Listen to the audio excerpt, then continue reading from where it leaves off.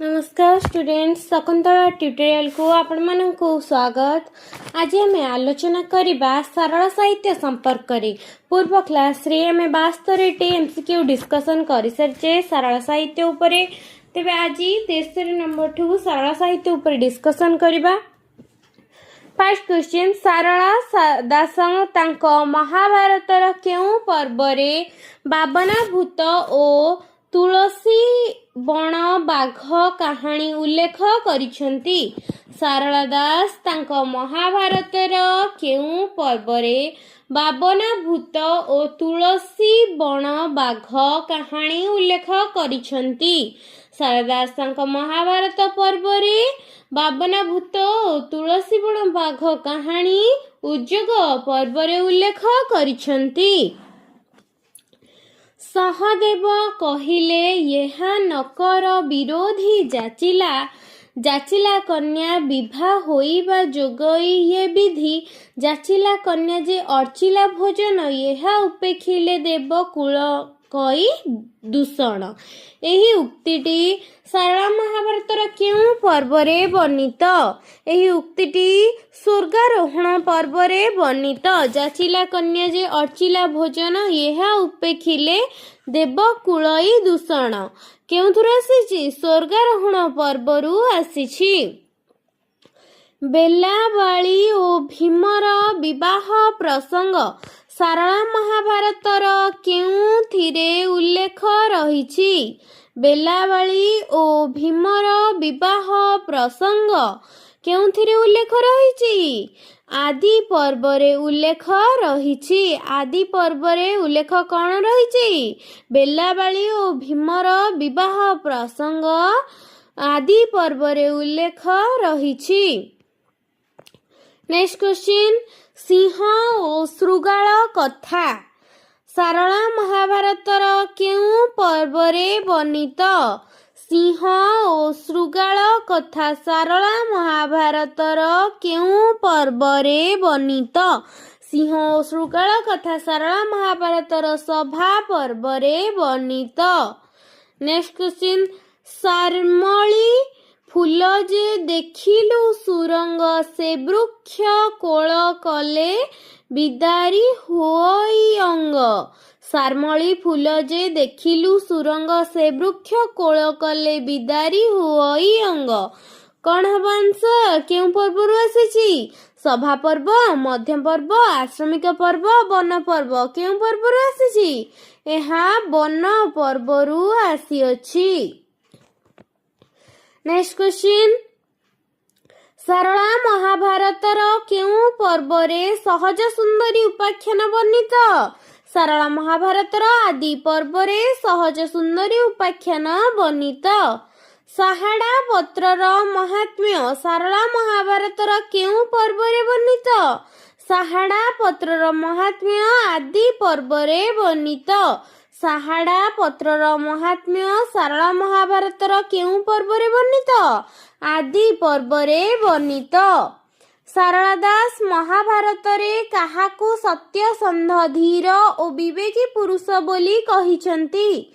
सारला दास महाभारतरे युधिष्ठिरंकु सत्यसंध धीर ओ विवेकी पुरुष बोली कहिछंती। महाभारतरे द्रौपदी केउ छद्म बेशरे विराट राजांक राणी सुदेष्णांक कार्य नियुक्त थिले? महाभारतरे द्रौपदी सौरेंद्री छद्म बेशरे विराट राणींक सुदेष्णांकर कार्य नियुक्ता थिले। महाभारतरे द्रौपदी सौरेंद्री छद्म बेशरे विराट राजांक राणी सुदेष्णांक कार्य नियोजित थिले। हिमवंत पर्वते द्रौपदी सहदेव नकुल अर्जुन ओ भीमंक तनुत्याग आदि प्रसंग सारला महाभारतर केउ पर्वरे वर्णित? हिमवंत पर्वतरे द्रौपदी सहदेव नकुल अर्जुन ओ भीमंकर तनुत्याग प्रसंग स्वर्गारोहण पर्वरे वर्णित। स्वान रूपे धर्मंकर प्रवेश युधिष्ठिरंक इंद्रंक स्तव व्याघ्र दर्शन ओ कलिजुगर निर्यातना आदि प्रसंग सारला महाभारतर केउ पर्वरे वर्णित? ସ୍ୱନ ରୂପେ ଧର୍ମାଙ୍କର ପ୍ରବେଶ, ଯୁଧିଷ୍ଠିରଙ୍କ ଇନ୍ଦ୍ରଙ୍କୁ ସ୍ତବ, ବ୍ୟାଘ୍ର ଦର୍ଶନ ଓ କଳି ଯୁଗର ନିର୍ଯାତନା ଆଦି ପ୍ରସଙ୍ଗ ସାରଳା ମହାଭାରତର ସ୍ୱର୍ଗାରୋହଣ ପର୍ବରେ ସ୍ଥାନିତ। ସାରଳା ମହାଭାରତର କେଉଁ ପର୍ବରେ ଉଷାହରଣ ପ୍ରସଙ୍ଗ ଦେଖିବାକୁ ମିଳେ? ସାରଳା ମହାଭାରତର କେଉଁ ପର୍ବରେ ଉଷାହରଣ ପ୍ରସଙ୍ଗ ଦେଖିବାକୁ ମିଳେ? ଗଦା ପର୍ବ, କର୍ଣ୍ଣ ପର୍ବ, ସଭା ପର୍ବ, ମଧ୍ୟ ପର୍ବ। କେଉଁ ପର୍ବରେ ଉଷାହରଣ ହେଇଥିଲେ? ମଧ୍ୟ ପର୍ବରେ ଉଷାହରଣ ପ୍ରସଙ୍ଗ ଦେଖିବାକୁ ମିଳିଥାଏ। ସାରଳା ମହାଭାରତର କେଉଁ ପର୍ବରେ ଯୁଧିଷ୍ଠିରଙ୍କ ନର୍କ ଦର୍ଶନ, 96,000 ରାଜାଙ୍କର ମୁକ୍ତି ପ୍ରସଙ୍ଗ ଉଲ୍ଲେଖ ଅଛି?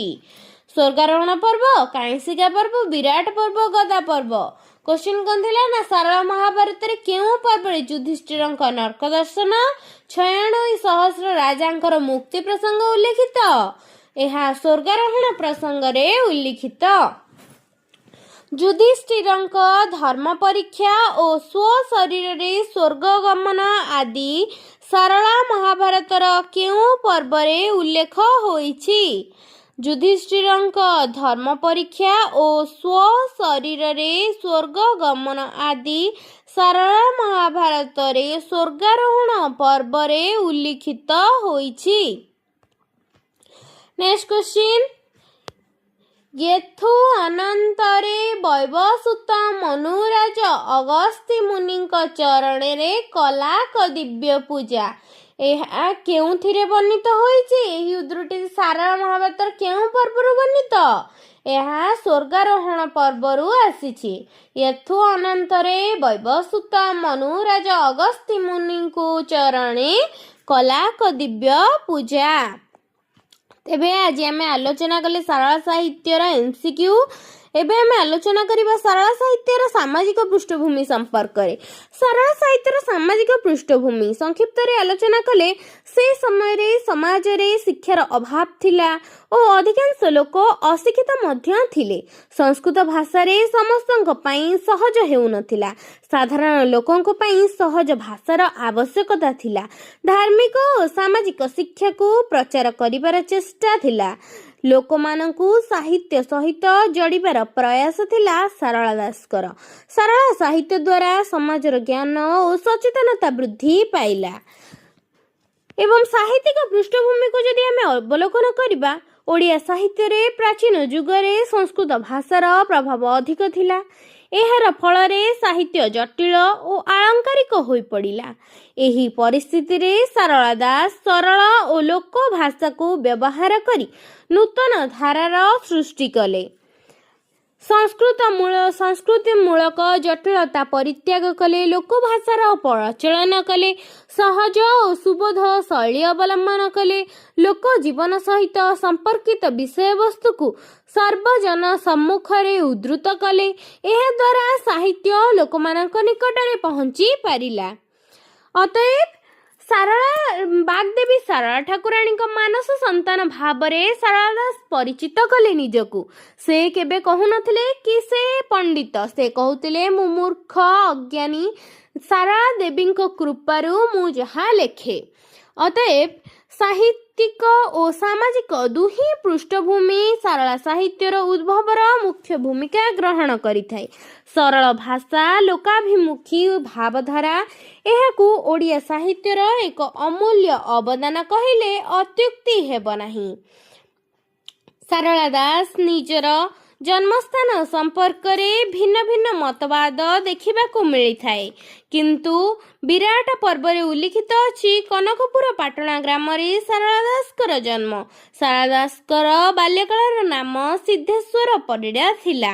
ମହାକବି ସାରଳା ଦାସ ଓଡ଼ିଶାର ଗଜପତି କପିଳେନ୍ଦ୍ର ଦେବଙ୍କ ସମସାମୟିକ ଥିଲେ ବୋଲି କେତେକ ସ୍ଥାନରେ ବର୍ଣ୍ଣନା କରାଯାଇଛି। ସାରଳା ଦେବୀଙ୍କ ବରପୁତ୍ର ରୂପେ ସାରଳା ଦାସ ନିଜକୁ ସାରଳା ମହାଭାରତ ଗ୍ରନ୍ଥ ପରିଚୟ ନାମରେ ନାମିତ କରାଇଛନ୍ତି। ଯଦି ଭିଡ଼ିଓଟି ଭଲ ଲାଗୁଥାଏ ଲାଇକ୍, ସେୟାର, ସବସ୍କ୍ରାଇବ୍ କରିବେ ଏବଂ କମେଣ୍ଟ ମାଧ୍ୟମରେ ଜଣାଇବେ ଭିଡ଼ିଓଟି କିପରି ଲାଗିଲା। ଏବଂ ସାରଳା ସାହିତ୍ୟ ଉପରେ ଯଦି ଆଉ କାହାର କୌଣସି ଡାଉଟ୍ ଅଛି କମେଣ୍ଟ ମାଧ୍ୟମରେ ପଚାରିଲେ ମୁଁ ତାହାକୁ କ୍ଲିୟର କରିବି। नेक्स्ट क्लास रे हमें पंचसखा साहित्य विषय रे आलोचना करिबा। पंचसखा साहित्यर पृष्ठभूमि कौन, पंचसखा साहित्य केबे, तार समय सीमा केते, पंचसखा साहित्यर अभ्युदय और विकास संपर्क रे आलोचना करिबा।